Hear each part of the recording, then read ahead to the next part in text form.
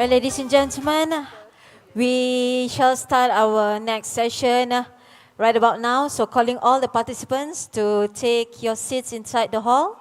Tuan-tuan dan puan, kita akan teruskan acara kita. Jadi dengan ini saya mempersilakan jika anda mendengar suara saya sehingga keluar dewan ini, dipersilakan apabila kiranya untuk mengambil tempat di dalam dewan kerana kita akan mulakan sesi kita yang berikutnya. Terima kasih.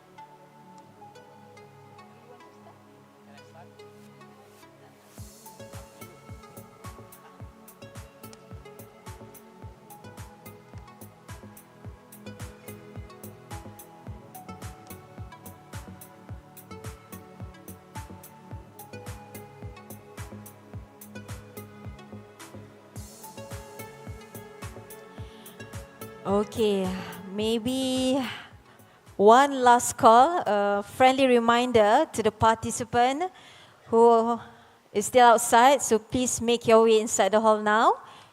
We will commence our next agenda right about now. Okay, and to those who have filled up the coffee cups, thank you, welcome back. And now, may I present to you our last session. For the first speakers to all of you, our panelists has revolutionized the field with their bold ideas and visionary leadership. They will be sharing their thoughts on extended producer responsibility, EPR, promoting sustainable consumption and waste management.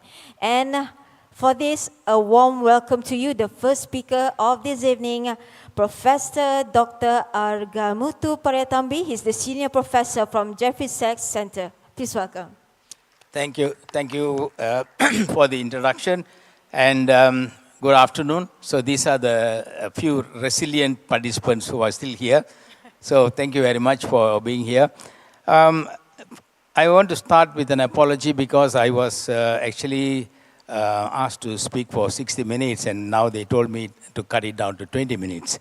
So you will see that I will be skipping a lot of slides because of the time constraint, which is something new. So what is EPR, Extended Producer Responsibility? I think this is something I will explain. And we go on to the importance of EPR. Extended Producer Responsibility is the responsibility of of course, when EPR was initiated, it was more for the industry. The industry was supposed to take care of the outputs or byproducts or products, and they are supposed to take back. Like, for example, Nokia was one of the pioneers in EPR. So they actually took back the phone those days. They took back the phones for recycling or whatever. And that is an example of EPR, Extended Producer Responsibility. They are producing it, and they take responsibility to take it back. And eventually, it has become very, very important, and now there are regulations that actually pertaining to EPR. Many countries have come with regulations and making it compulsory. So, as you can see, over 70 countries have adopted the EPR scheme, and the EPR covers 25 to 30% of global waste streams. That means it is reducing the amount of waste that is actually going to the landfill, and the diversion from the landfill is about 15 to 20%. So by introducing EPR, we are reducing the waste going to the landfill by 20%. And this diagram, of course, shows the circular economy. This is one of the concepts of EPR. The word circular economy simply means that the waste, there is no such thing as a waste. You are supposed to circle, and either you reduce or reuse or recycle or whatever it is. End of the day, there should not be any waste left, no residues. And this is one of the basic tenets of EPR. And okay, this one I will spend a little bit, because once you understand this, we can actually stop. Because this is the extended producer responsibility. So we are starting with the retailer up there, and using the consumers, you buy the product, or you can refill or reuse, but you don't throw anything, and then it goes to the consumer, discards responsibly. So responsibly means it could be collected back by the company, so it's not thrown into the landfill or anything. And then material collected, there may be some residual waste, so material sorted for exporting, reprocessing, recycling, and then producer, brand owner, he looks at the product design and manufacture. So in a way, it is a circular economy because you can see the circle. But the important thing here, there's a slight difference between extended producer responsibility and circular economy, because here we are talking about zero waste concept. And these are some of the countries that has actually adopted EPR. And WWF, they are pioneers in the establishment of EPR. So they are focusing more on no plastic in nature by 2030. That is one of the examples of how you can reduce the plastic using EPR as one of your options. And then WWF also using the EPR, they are looking at the eco-design. That means at the beginning itself, the design itself is scientifically modified so that there is no waste. And then also looking at waste management if there is some waste generated. And then some highlights of projects on the LMI countries. And so I'm only going to talk about the first one, Malaysia. So we have a founding member. Malaysia is a founding member of the Malaysian Sustainable Plastics Alliance for a Circular Economy, and assisting CASA in developing a customer's EPR framework. And I was involved in the producing the report on EPR for WWF, which has been given to CASA about 3 years ago. And well, the progress is very minimal. Cooperating of GIS and CAPC project for EPR policies. So many similar countries have got various policies, regulations, and so on for implementation of EPR. And then when it comes to EPR and waste management, of course, is very essential. As I mentioned in my second slide, we are reducing about 20% of the waste from going to the landfill by implementing EPR. So it becomes very essential. So you can see that in Malaysia, on the left side, the table, you can see that the recycling rate is going up from 21% to 36%. And of course, our target is 40% by the ministry. And the various components that is being recycled is on the right side. Now, these are some extra takeaway points on EPR in Malaysia. Okay, this is the municipal solid waste composition, and one of the reasons I'm showing is that you need to understand the composition before you can actually talk about implementing waste minimization and eventually EPR. So you can see this scheduled waste. This is for Malaysia, metric tons per year, and TNB also produces scheduled waste, but they have their own roadmap. This is an example of the roadmap to reduce waste introducing EPR. Okay, so we also have a lot of palm, the biomass from oil palm industry, and they also should introduce EPR, not throwing away the waste and recycling the material, because biomass is, of course, is a useful product. And these are some of the biomass materials that we have. Okay. Okay, now let's look at EPR in industrial process. So this is simplified operation of an extended producer responsibility, starting from the producer on the left, brand owners, the importers. They should take the responsibility because they are the producers, and that is the meaning of extended producer responsibility. So they can be looking at eco-design by doing R&D, or they are looking at the material recycling. And also the consumers have to play a role because they have to increase their public awareness of the public, as well as financing of service or management costs to the local authorities. So this is the extended producer responsibility of the various stakeholders in the implementation of EPR. Now, EPR sustainability, and I think this is more or less repeating what I've said earlier. Now, what is the roadmap for EPR? For example, 2025 plastic recycling goals. Malaysia aims for a 25% recycling for post-consumer plastic packaging material. And then by 2030, we are talking about recycled content goals. The aim is to achieve 15% average recycled content.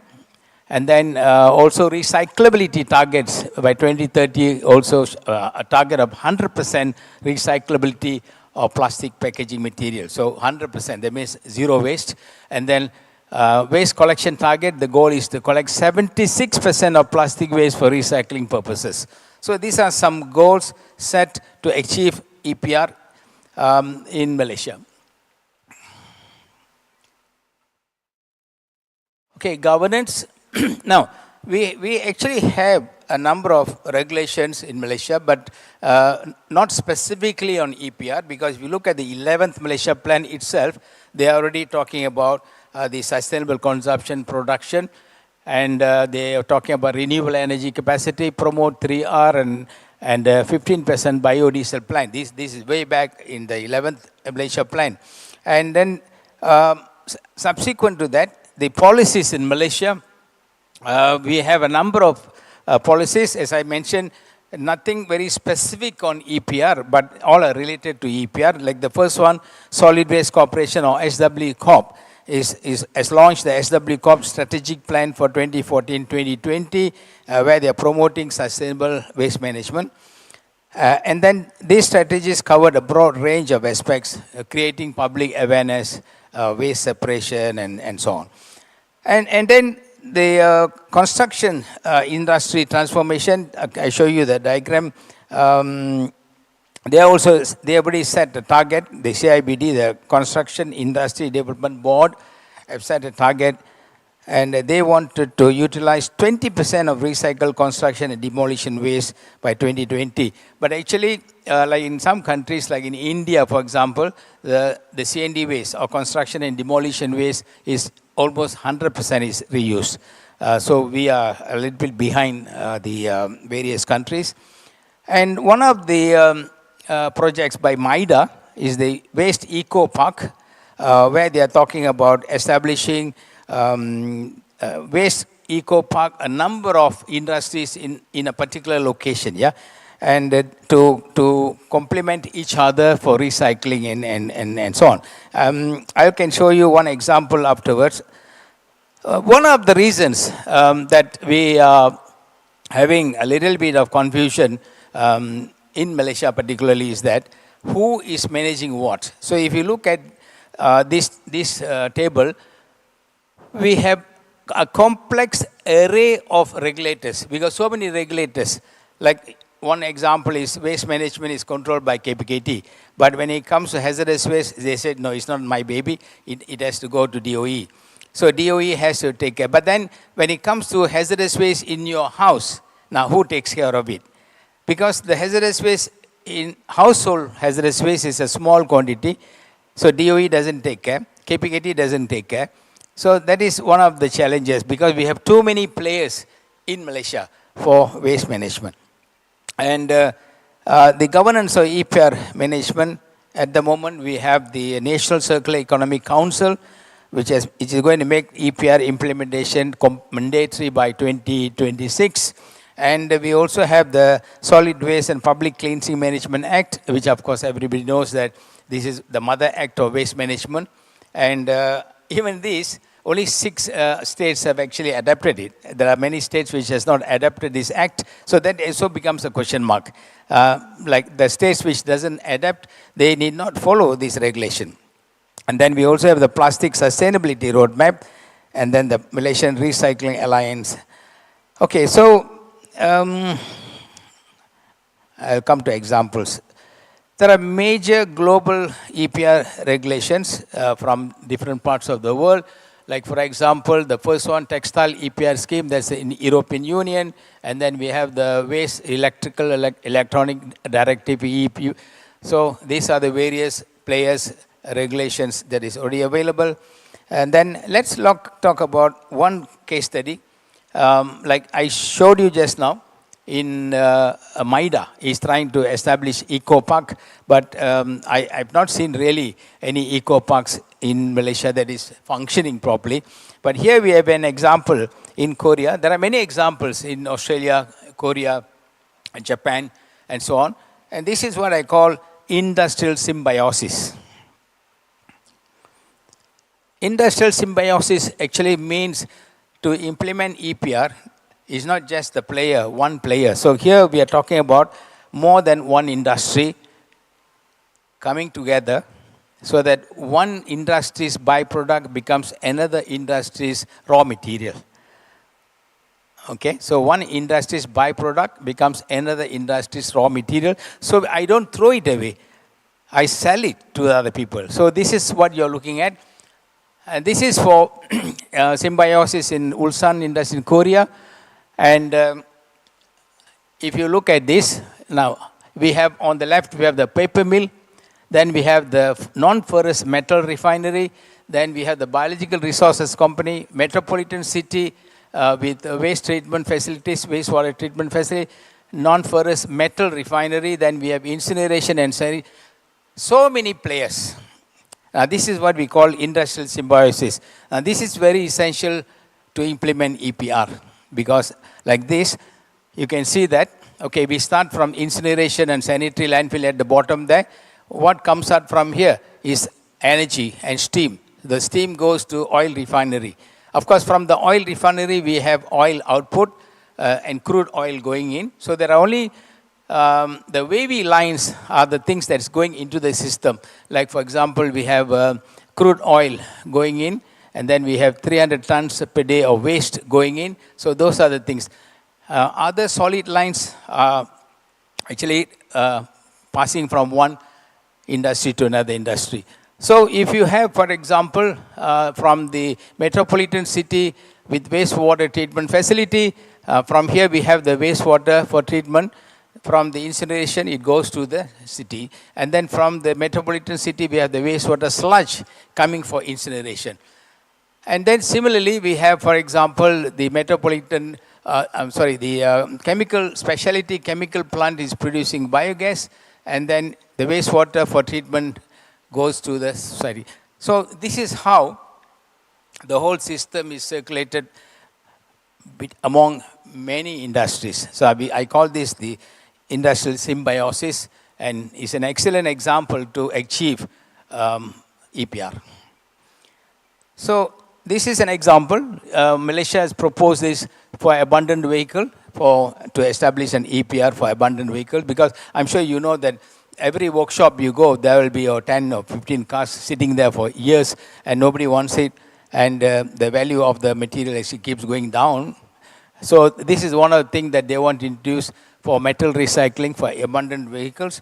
And then we also, DOE has proposed another one for bleached earth plant. This is the palm oil industry where they use the bleached earth to refine the oil, and then usually it is discarded, but now they are talking about reusing the material for producing other things like acetylene plant or co-processing and so on.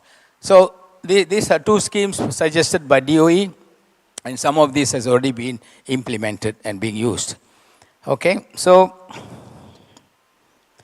now I'll skip circular economy.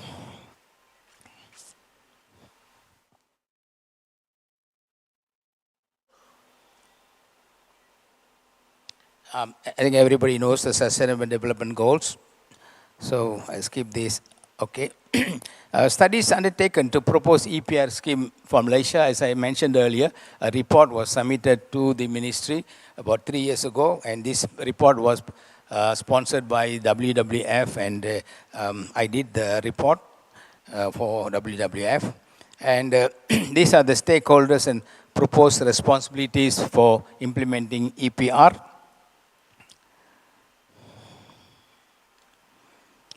There are many case studies from Malaysia, practical case studies, EPR initiatives. So for example, the first one, Malaysia Sustainable Plastic Alliance. The goal is to develop a circular economy and reduce plastic waste, and the target is 25% reduction by 2025 and 100% recyclability by 2030. Okay, so we have a number of initiatives, I would say. I'm not saying all these are functioning already. These are a number of initiatives. Some are already functioning, like for example, Nestle is doing it on their own, implement sustainable practices, 50% of packaging recycling by 2025. Unilever achieves sustainable packaging, 100% recyclables, or reusable or compostable 2025. So you can see that the initiative is there. Many industries have actually implemented EPR initiatives, and some of them are on target to achieve the outcome of this. So these are more examples. Okay. Now let me give you another case study. This is an actual case study which was conducted by us. To show that you can achieve zero waste if you actually do a little bit of R&D. Now here you see, to produce acetylene, what you need is calcium carbide up there. You need 900 kilograms of calcium carbide you mix with water, and then you get acetylene. Of course, acetylene is the gas which is used for oxyacetylene flame, so you can sell it. That is the main product that is coming here. So you are selling the acetylene. But you realize that there is another thing that's coming as carbide sludge. Now, actually, since you're using calcium carbide, what is coming out is calcium hydroxide. Now, you all know that calcium hydroxide is not toxic. It is like, people use it for even whitewash the house those days, calcium hydroxide. But the pH of calcium hydroxide is 13. So, according to DOE definition, it is hazardous. So, these people were actually sending the calcium carbide to Quality Alarm, and they have to pay for it. Now, what is the option? They said, no, we don't pay, we don't send it. When a company in Pahang looked at this and said, hey, look, we are looking for something that is alkaline because we have got acidic waste coming out from our factory. So they said we will buy it. So they buy the calcium slide for 1 million ringgit per year. Okay, so you can see that this is the cost balance. So everything is the same. You spend a little bit, cost of flocculants, 0.3 million. This is to adjust the pH of the calcium hydroxide. And then you sell it as carbide sluride, you get 1 million ringgit per year. So what you have been sending to Quality Alarm, and you are paying to Quality Alarm to treat your calcium carbide slide, now you are being paid for your work. So it becomes, the waste has become a byproduct and it goes to another company. So this is a simple example of how you can collaborate and make your byproduct into a raw material for another company. Okay? So these are some details about the case study which I just mentioned. Okay, so we do have some challenges in implementing. One of the biggest challenge in many developing countries is the lack of data on the information. And usually, the number two is even more difficult, data availability and transparency. And I'm an academic, and I've been in this line for 50 years. One of the biggest problem and challenges we have is that when we approach the industry, they are always reluctant to share the data. Always reluctant. They don't want to share the data. And how can anybody do research if the data is not available or the data is not reliable? That's one of the biggest problems. So even the case study you saw before this is because one of my students was actually working in the factory and they gave us permission to do the case study. Otherwise, it's very difficult. Okay, rudimentary infrastructure for waste recycling and dependence on state for EPR rule enforcement and need to educate and raise awareness among buyers on the waste disposal practices. But there is tremendous potential for EPR. As I told you, we not only reduce the waste going to the landfill, we are actually increasing your profitability because your raw material, your waste byproduct becomes a raw material to another company, and that is something that we can look at. Okay, so there is plenty of potential for EPR implementation. Now, what is the future of EPR? It's a promising development. It's promising, and many developed countries have already seriously implemented it, and technological integration. And there is the growing demand because of the various regulations that is in place. There is definitely a growing demand for EPR implementation because the cost of waste management has gone up. So they want to reduce that. And EPR as a transformative opportunity for us to offer a chance to shift towards improved plastic waste management. And in conclusion, Malaysia is exploring legal framework for circular economy and EPR. And there are certain sections of the DOE's regulations that promotes EPR. And several initiatives have already been started. As you saw, number of initiatives have started. Some of these will be giving us some results within the next couple of years. And in order to successfully implement EPR, we need top-down and bottom-up approach are required for Malaysia. That is my personal statement. And the Malaysian case studies which you saw, which I only shared with you, 1 or 2 case studies, but there are many other case studies, successful case studies, to show that it is possible for us to implement EPR with minimal cost. These are some of my books. After the 22, I just show you some books, and that's it. And I'm supposed to take Q&A now. Okay. Q&A now or after the next 2 speakers? I think maybe we can moving on to the questions. So with me, there's 2 questions regarding your presentation just now.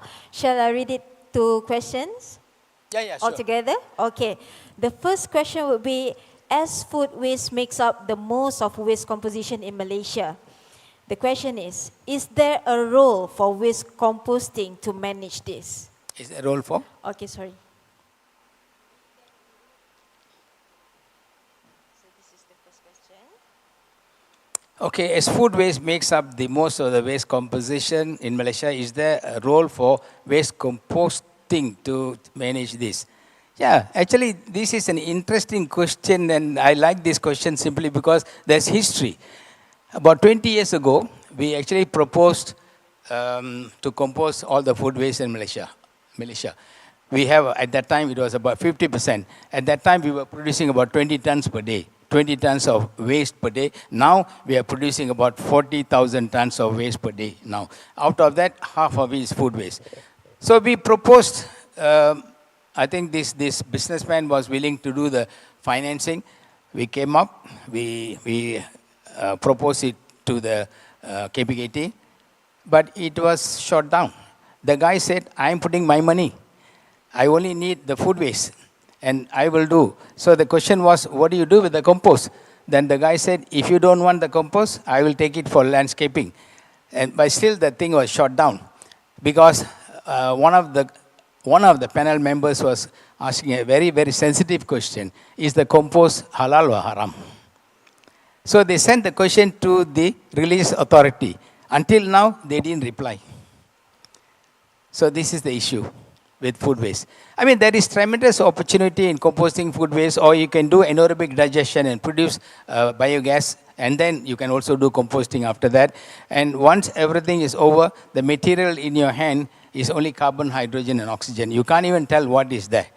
So there is no issue about sensitivity, but until now, nobody wants to initiate any composting project on food waste. They were sending it to pig farm those days, and now even that has been stopped. So it's wasted, I would say. It's going to the landfill. Yeah. Okay, right on. And the next up will be, why Solid Waste and Public Cleansing Management Act is not adopted by all states? Oh, the Solid Waste Act.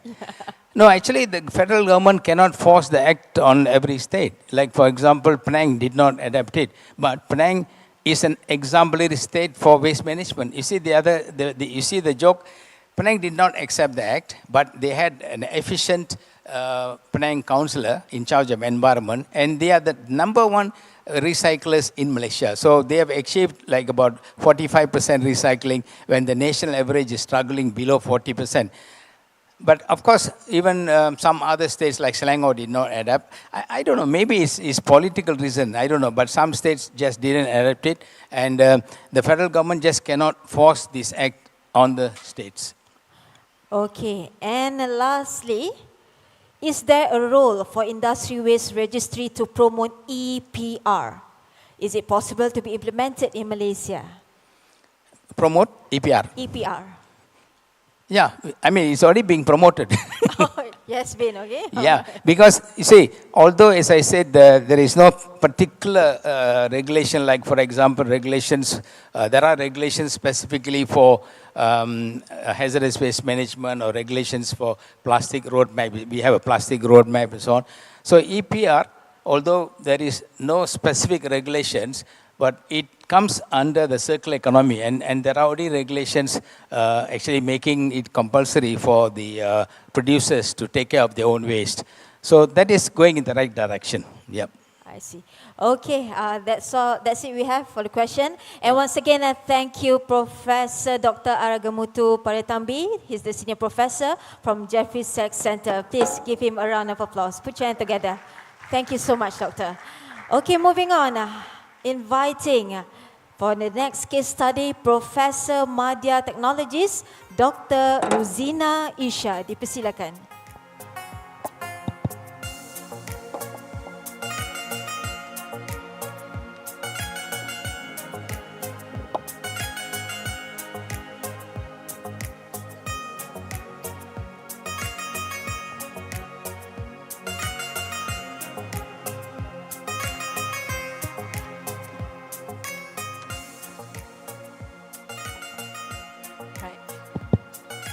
Okay, Assalamualaikum warahmatullahi wabarakatuh, and a very good afternoon, everyone. Yeah, thank you for being here today. Right, let me introduce you myself. Yeah, my name is Ruzina Isha. I'm from University Malaysia Pahang Al Sultan Abdullah. Yeah, from Pahang, I come here as a Bangsa Johor to contribute back to Johor. Yeah, okay. Today, for my presentations, I'm going to share with you the case study about the EPR on the promoting of sustainable consumption and waste management, what we have done in University Malaysia Pahang. Me as one of the academicians in UMPSA, and at the same time, I also the head coordinator for SDG 12. Yeah, SDG 12 is for responsible productions and consumptions. Okay, I just want to share with you what we done and what we did in University Malaysia Pahang. But before that, let me introduce you the University Malaysia Pahang. Yeah, okay, this is my outline of presentation, what I will share with you today. Okay. This is University Malaysia Pahang. Maybe some of you haven't been there, but this is University Malaysia Pahang that located in Kuantan. We got two campuses in Kuantan. Yeah? Actually, we were known as KUTTEM, College University of Technology Malaysia, yeah? In 2002, and we are very young at the age of 21 actually. Okay, and after that in 2007, it changed its name, it branched its name into University Malaysia Pahang. And after a few years, and then it changed into University Malaysia Pahang Al Sultan Abdullah in the age during 2023, just last year. So now we known as UMPSA. Okay, and we are MTON. We are not RU. We are not research university. We are MTON. MTON is category as a technical university. Malaysia Technical University Network. There are 4 MTON in Malaysia that relatively we work with the TVET schools for TVET students. We deal with a lot of technical and engineering educations. Yeah.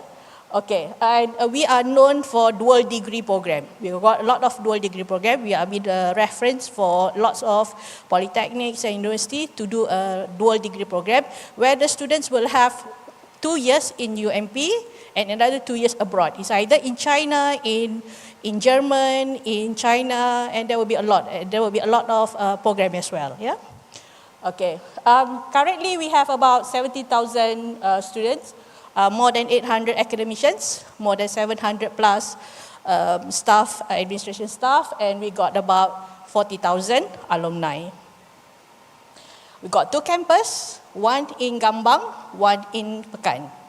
The main campus in Pekan is still a developed one. If you go there to UMP, there's a lot of developments there. The campus Pekan can accommodate up to 10,000 students, and there are 4 faculties. Mostly are engineering faculties and technologies faculties. Meanwhile, in Gambang campus, it can accommodate about 5,000 students. And we have a lot of faculties, including civil, chemical, industrial science, industrial management. We got mathematics sciences, human science, and also postgraduate studies. So these are two campuses about UMPSA. So what we did in UMPSA, and I can consider as a green one, is because we manage the waste properly. Not properly, I think we improve the waste management in UMPSA. What we did was, this is the statistic in 2002, where the waste generated in UMPSA is about 4.4 tons per year. Yeah?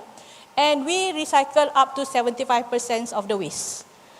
That 75% mainly consists of papers, 66%, aluminium and plastics.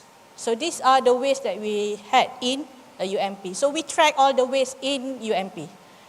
Then we categorize and we segregate it and we recycle it. So this is what we've done in UMPSA, because we want to have the responsible consumptions and productions. Yeah? And how the waste is being managed, we have about 4 things that we've done. The first one, we set up the policies. Secondly, we monitor the waste being produced and being recycled. And the next one, we also do some activities on how to convert the waste into available product. And the last one, we also do some recycling activities to ensure that the 75% recycled item is being recycled properly and being used. Yeah? Reuse. Yeah? Okay, so these are the green policies. We got one department we call as a green department. So they are producing about green policies. So the green policies were involved with a lot of items. We have education in terms of green policies. We have energy and climate change policies. We got water policies. We got transportation policies. We got setting infrastructure policies. And the last one, we got waste policies. So today I'm going to concentrate on how we have done with the waste policies. Yeah? For the waste policies that we have in UMP, we got 4 another policies that in terms of one big policies. So each policies that we set up, they have their own guidelines. I just set up these policies. You may go to the UMP website, and then you can get these policies directly from. This is available in the website. There's no secret recipe or whatever it is. Yeah. Okay. So the first one, we have a recycling policy. We have e-waste policies. This is what important, because a lot of students now, they are not using papers. They are using a lot of iPads and everything.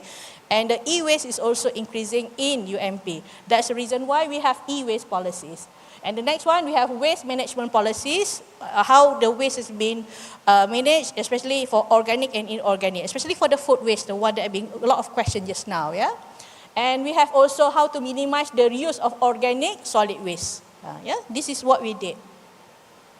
Besides policies, we also have monitoring system. They say just 4 items that we did. The first one, policies. The second one would be monitoring. So in terms of monitoring, how we did in monitoring, so usually, in UMP as well, we also produce schedule waste. Especially when we do engineering, we deal a lot of chemicals, we deal with a lot of construction waste as well. So actually, we also oblige with the solid waste and public cleansing management. This is what a regulation by all of the, I think all the bodies in Malaysia, they have to oblige with these policies. Yeah? And then we also do waste management and recycling monitoring, where we do a statistic every month. So we get the amount of the data, we get the data from the contractor and also the subsidiaries company that provided in UMP. So we got 2 campuses. One campus is in Gambang. They have a subsidiary company we call SUMPH. H is Harta Banner, so they manage all the waste and the facilities as well. In UMP Gambang, UMPSA Pekan, they have one contractor to deal with all the waste. So we got the data, we collect the data from them in order, because we know how much waste have been end up at the landfill, have been sent to the landfill. Okay, not only that one is non-scheduled waste. For the scheduled waste, we oblige with the DOE regulations. where once we produce the e-waste, we will do the system in e-Swiss. We combine, and after a certain amount, we will dispose through the waste accordingly. Then we have to we have to approach the certain contractor to dispose the waste based on the regulations. And we have also clinical waste. As you know that usually university they have pusat kesihatan, like a small clinic for the students, and it also produces a waste. So we consider that one as clinical waste. That will be schedule SW404. They have a different type because schedule waste from medical waste cannot be simply disposed or degraded. They need to be incinerated. So there will be different contractors. Yeah. So this is what we've done on how waste has been monitored in UMPSA. Okay. The third one will be waste to wealth. What are the activities that we use, what are the activities that we've done in UMP to convert all the waste in UMP? Because there are 75% of the waste has been recycled, therefore, the first one, I think in 2002, we have one seminar we call as Malaysia Sustainable University Campus Network, University Malaysia Pahang. So in this case, there is a small seminar where they will collect or gather all the people who are doing converting of waste to wealth. They table out their ideas and they discuss and what are the activities can be done in UMP.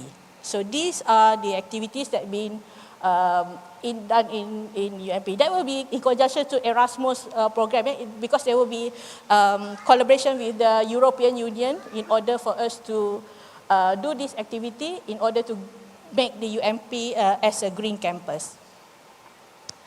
The next one, there are some research and collaboration work being done from the waste in Malaysia University Pahang. We are not only converting waste in UMP, we are also converting waste from people surrounding our UMP. One of the activities that have been done is we do a mushroom cultivation using pineapple waste. You know that in Pekan, there are a pineapple plant there. So what we've done, one of the academicians, they take the pineapple leaf and convert it into a substrate for cultivations, mushroom cultivation.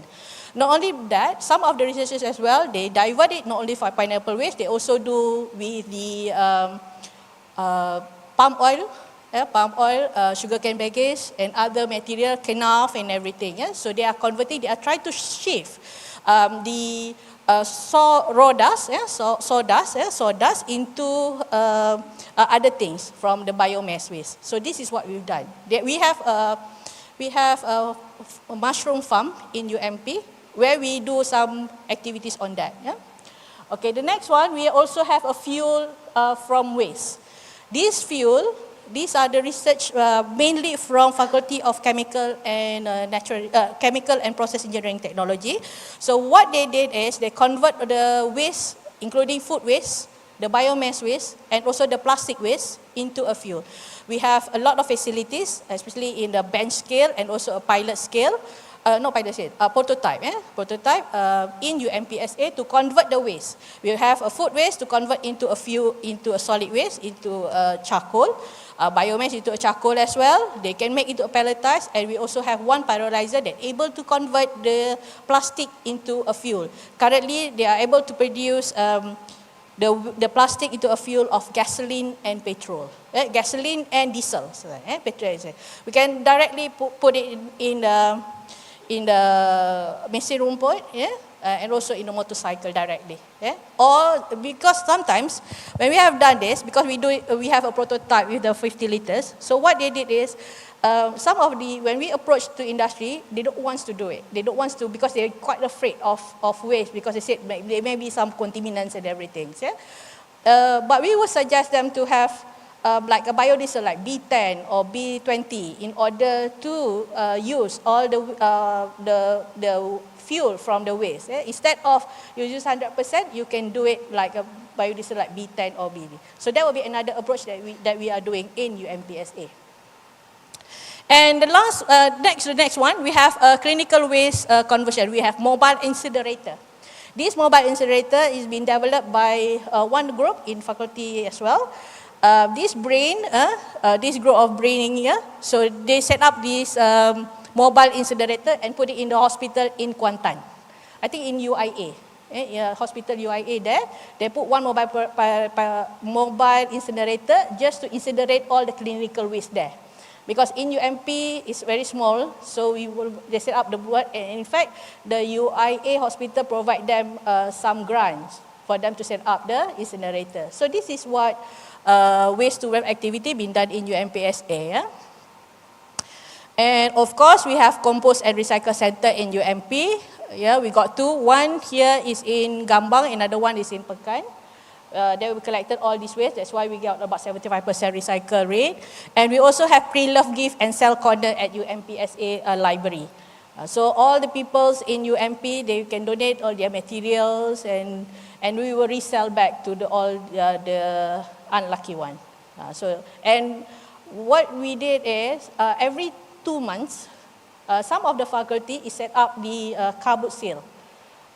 Kabut sale to ensure that these students, especially the needy one, are able to buy the cheap materials of what they did. And we also have, let's say, a book sale in the internet, second-hand books. So the students from those who are graduated, they can sell the books directly to the needy. So instead of they are throwing away the books, or they can keep it as a heritage or whatever, so they can resell and get income from there. Okay, about after we have do some waste to wealth activities, we also do some conversions of recycle item. Let's say this is a monitoring system. As I mentioned to you, we have monitoring, we got the data, and we display it in our website. So actually you can get it, all the data in our website directly. So that will be another good approach, especially for those auditors who wants to do for the audit SDG or ranking or whatever. Usually they are sustainable. They will go to our website and get it. So that's evidence of what we have done in UMP. Instead of that, beside of papers recycling activities, we also do some guideline on toner recycling, toner recycling. Because instead of throwing away, they will do a recycle as well. We got the guideline for all the faculties to comply with this guideline. Next, remember that we got a lot of bottles. We make one botanical garden in UMPSA. So this is a beautiful garden located at Gambang, I think, at Central Lab. So they set up this botanical garden, and we got a plastic bottle collection center. So the bottle from plastic bottle collection center will be turned into botanical garden. This is very interesting one. We have one rules that we call as waste for fine, where those people who've been fined for late returning the books and everything, they can pay the fine instead of using money. They can pay by paying with the recycled item. For example, 1 kilo of bottle with how many cents are there? So this is what we did. So this is very interesting. So those people, especially, we know that not all students are rich. So these people who are not unlucky one, not the unlucky one, we're able to collect all these recycle and pay for their fine. So this fine will be do as a collection material as well, and we convert it into items. And also we have recycling day, and we have EXA. Most of those who are in the government sector, they know the EXA, where they need to manage it, all the items in their departments. Recycling day. We also provide a domestic bin and recycle bin of the food waste in cafeteria. So those students who are in the cafeteria, we set up one bin to throw all their food waste. So all these food waste being converted, being used, we have one bin composter for this food waste to be put in our recycle center. That's why we have a separate food bin. And we have indoor recycle bin for every faculties and every room, not every room, every corridors in UMPSA. To ensure that those people are aware about recycle activities. And this is EXA, as I mentioned to you, about public sector conducive ecosystem, where they do some cleaning and do some effort, and there are bodies who audit every faculties. And what we did in UMPSA in order to have a sustainable campus, so there are a few 8 initiatives that have been done. The first, this is just launched, I think, in 2000 last year. There are 8 sustainability initiative campaign. The first one is Hydrate, where we are we need to bring our own water, our drink during the day, during the meeting, or they just will provide us a plain water. This plain, okay. Just to keep us healthy, because in UMPSA, for your information, every year those people who are 40 years old have to undergo medical screen every year in UMPSA. Okay, and then we have also a scheme of let's take away, where one of the department in UMP, we call a Sustainable Development Center. They provide a food container to the students and everyone, so that the student will get this container and go and buy the food in UMPSA. So they will reduce the plastic waste, plastic package. And we also have recycling day, healthy lifestyle, organic waste separation. As I mentioned to you, just show to you the different type of waste, bin for waste, and you see that will be the tong sampah compost there, the black one. So that will be is dedicated for only food waste. But for your information, food waste alone, it can't turn into a compost, because the compositions of the food waste is contain a lot of nitrogen and less of carbon. So therefore, if we want to turn the food waste into a compost, so we need other material, including papers and also biomass, other material. For example, let's say daun kering, agricultural waste, you have to put in there. Then it can turn into a good compost with a full nutrient. This is the recipe I share with you. Okay? Okay, and then we also have Go Green, turn waste into sustainable resources, as we mentioned to you, and we also have a carbon-free vehicle. For your information, we got 2 buses in UMPSA and 2 vans that operate electrics. And we have chargers as well, in electric chargers. So most of the academy or lab staff, they have electric car, they can simply charge their car in UMPSA for free. So if you want to come, please come to UMPSA to see what we have done in UMP. Okay, not only we do in UMPSA, we also bring the recycle awareness to the outside. What we did was, we do some activities in this school, for example, we call as Jom Kita Semula program. This community, we do it in one of the school in Kuantan, we call as SK Payabungo, which is, this school is about 100 years school. And the populations of this school is by orang asli. 50% of the composition is orang asli. So we bring the awareness of recycling activities to the community outside, so that they aware and they appreciate the recycling activities. We provide them the bin with the different color to educate them directly to them. And we also do some activities where the student will do some STEP activities by applying the recycled item. We say we have a bottle cap, we got bottle, and we ask them to turn into a car, balloon car. So we make a race for that. So there's a picture of them racing the balloon car. So they are very enjoyable. So we do hope that this activity may only can be spread to other schools as well after this. So this is what we did in Kuantan and in Pahang. Currently in Kuantan, so we just do what? We hope that we can explore more about it. Okay, what are the, with all these activities that we've done, so UMPSA been recognized by, this is a ranking, world ranking for university. Of course, we are about 600 to 800 in the world, number 8 in Malaysia, and we're only 21 years old, but we are number 1 for MTON. There are 4 MTONs, but we are the first one. Usually we are the first one. And then for the world ranking, we also the first one for the MTON, number 9 in Malaysia for public university, and also for the young ranking university. The young ranking university means the university with less than 50 years old. So less than 50 years old, we are number 3 in Malaysia, when UM is excluded in the list. All the mature university is not in, so we have that. Okay, and This is about National University recognition of Myra. We got 5-star, Mohes and Setara. We got the very competitive. And about sustainability for UI Green Metric, we are still number 1 for the MTON. We are number 4 in Malaysia. Yeah? And in the world, we are number 68, less than 100 in the world. And also in the Times ranking, in the THE impact ranking, we can see that for SDG 1, no poverty, we are the top 5 in the world. And about the SDG 12, we are the top 100, about number 89, 89.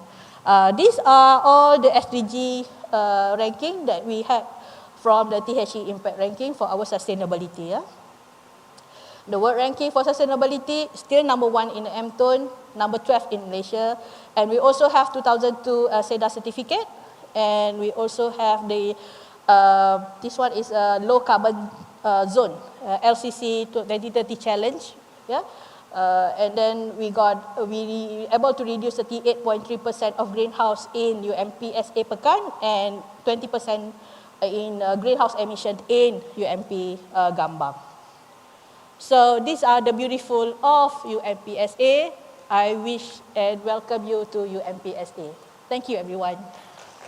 Thank you so much, Professor Madya Technologist Dr. Ruzina Isha. Okay, we have 3 questions here for Professor. The first one would be, how can ERP initiatives raise consumer awareness about sustainable consumption and waste management? As been shown just now, one of the ways is we need to collaborate or do some activities with the people surrounding us. For example, as now we do activities with the schools, and there are other activities as well we do with the community of KRT, one area, or Kampung area. They like this one KRT program that we did in UMPSA, where we give them, or we provide them a rumah cendawan, a mushroom house, where we provide them the mushroom cultivation from the waste and let them to grow on their own and teach them how to do it. So that will be like knowledge transfer from them. So this is not only for UMPSA, but also for other people as well. I see. Okay. And the next question would be, what are the main challenges and barriers faced by producers when implementing ERP, and how can this be addressed? There are things that under my control. There are things that not in my control. Definitely. So these are the activities I can share with you. These are the activities that we are able to share and we are able to contribute. But the others is, It's beyond your control. Yeah. Yes. So that will be, they need to get involved with the governments, with the authorities, with the people surrounding us. So, but as long as, in my case, the things that are under my control, I can contribute as much as I can. Okay, and another question. Maybe this is the last one. Are the students in UMP being taught about what to do with the plastics before being recycled? Yes. Actually, there are subjects we call as recycling technology. This subject is actually being taught the student on how to convert the waste into something else. They are required to set up a business plan from waste and how much it can generate an income. So we did that because during for the future generation, they need to generate their own income. So this is the way that we provide them to involve in entrepreneurships, by involved in recycling activities, and also by conserving the environment. Yeah. Okay, and with that questions and answers, I hope Professor has justified with all the questions. And once again, thank you to Professor Madya Technologist, everyone. Dr. Ruzina Isha. Thank you so much for that presentation. Lastly, I shall call upon Encik Muhammad Zaki Tamimi, he's the head of business development from JLG Zakwin Sdn Bhd Malaysia. Please welcome.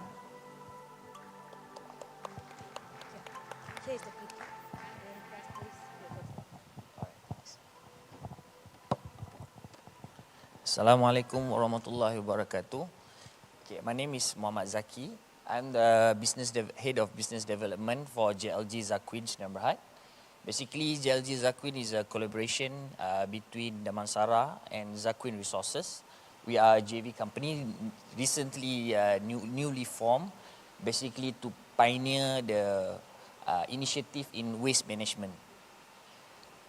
So basically, just to cut it short, basically extended producer responsibility is an environmental policy approach in which producer responsibility on the product extended to the post-consumer stage. So basically there's a eco-design stage, which is product design responsibility, and then there's a waste collection and recycling producer responsibility, and the consumer involvement. So basically what we are doing is on the waste collection and recycling. So basically what are the role of technology in enabling EPR, extended producers responsibility? Basically to technology optimize waste collection and management, digital infrastructure support and technology, and transparency, real-time monitoring, and data-driven insight for optimized waste reduction and efficient resource recovery. So basically what we are doing is, in the age of digital age, technology becomes our strongest ally in transforming waste and resources. So we employ this technology in our waste collection services. So some key enablers, what we are the initiative that we are proposing, that we are doing right now, providing service, is what we call a smart deep collection system. So it is a key enablers for EPR, in which we are the forefront of the sustainable waste management in innovative smart deep collection system. Whereas smart deep collection system consists of few components. One is the deep collection fleet, in which our compactor, we installed a crane that will be able to collect from our semi-underground bins. Semi-underground bins basically is underground bins that been with a wider and bigger capacity in terms of size. And then we installed smart IoT sensors, as well as we have our own data-driven dashboard that will be able to monitor the waste capacity that our customers are utilizing, are generating. So basically key features, we have smart sensors, we have a deep collection mechanism, which is a system which is been there for long, and we have our smart waste management system that going to monitor and optimize waste collection whenever we do our waste collection services. So basically smart cities need smart waste management, and smart deep collection system turn that vision into reality. So basically these are the value proposition from our smart deep collection system. We have a normal, traditional, conventional waste collection system. We are using conventional refuse chamber. But now we don't use the refuse chamber anymore, and we are using smart deep collection system. And the capacity wise is much bigger. For normal conventional refuse chamber, we can fit roughly around 8 units of wheelie bins, 660 liters. And with smart deep collection system, is around 10 bins. The capacity is same size, but only one bin with 5 cubic meter size. And in terms of waste capacity, is much bigger. It's 2.6 kilo or 2.6 ton. Roughly 3.3 tons is for smart deep collection system. In terms of space utilization, only for normal refuse chamber is around 40 square meter. But our smart deep collection system, because it's underground, 1.2 deep underground, and it's only 4 cubic meter, 4 square meter. And in terms of hygienic, it is clean and tidy. And we basically avoid waste overflow and spreading of disease. And in terms of cost, it's much lower compared to building up a refuse chamber. So basically with that, with the installation of sensors and also system, we'll be able to collect the data on our system. So basically how smart deed collection system support EPR Go, basically it is efficient collection for logistics, okay, and it's tracking producer compliance, offer detailed waste collection of data, and that we use to track and reports. So basically in scope 3, for carbon footprint, you need to basically have the waste collection, waste data. So from our system, we'll be able to comply. Then it is improved waste sorting and recycling, where we allow for better waste recycling initiative through separation at source, which making it easier for producers to monitor and control and records. So basically promoting sustainable consumption through better waste infrastructure, these are one of the ways that we promote sustainable infrastructure. Because from here, as you can see from the pictures, we have this sisa baki, we do separation at source. We have sisa baki, we have plastics, and we have papers. So basically it is a sustainable disposal methods that more convenient, and it is less order, encourage community engagement, facilitating sustainable consumption, reducing waste at source, and community engagement in action. So these are examples of how the infrastructure looks like, okay? And the pictures on the right, basically, as you can see, that's our initiative on papers and plastic.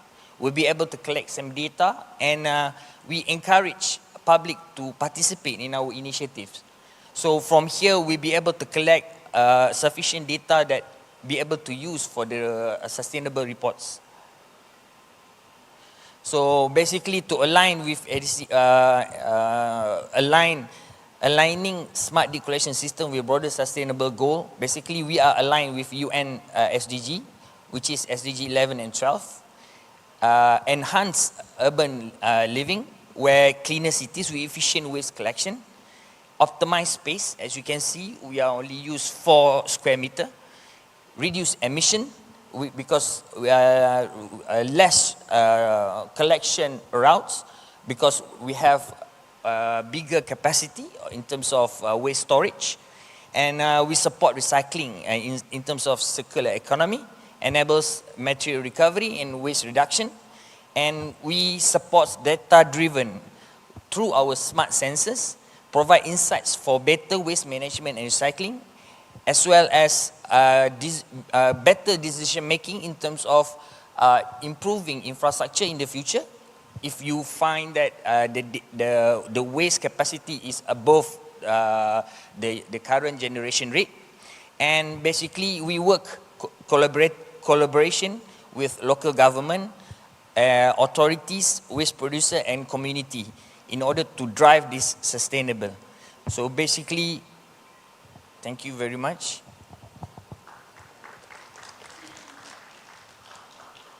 Okay, thank you so much. And we have, in fact, one question for you for today. Maybe quite.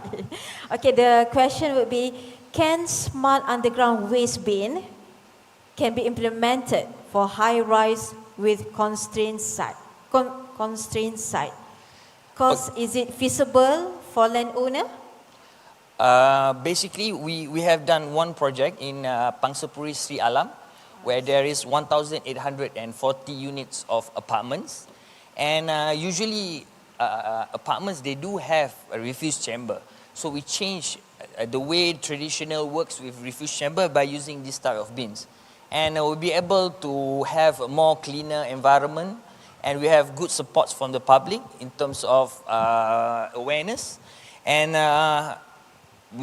from our first proof of concept project, we installed 7 bins, and afterwards there have been requests from the public to install more bins. So at total now we have installed 15 bins at that particular location alone.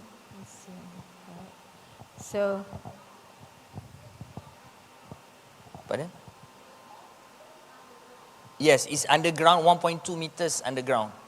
So 2/3 of the bins is under the ground, 1/3 of the bin is above the ground. So because of the bins design is under the ground, there's less order.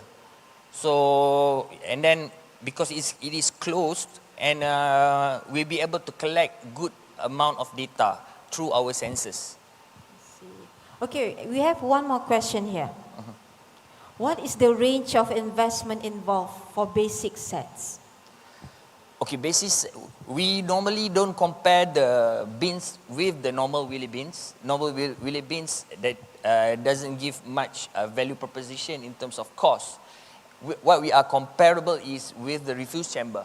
In terms of refuse chamber, is much lower to build our deep underground bin rather than to build a refuse chamber.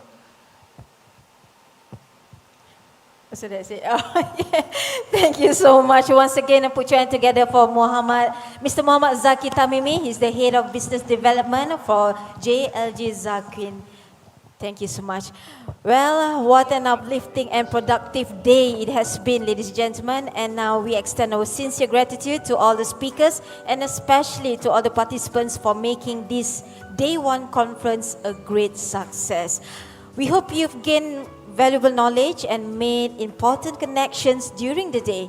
And we look forward to seeing you again at the networking dinner just beside this hall at 6 p.m. Thank you so much. We'll see you again at 6 p.m. Thank you.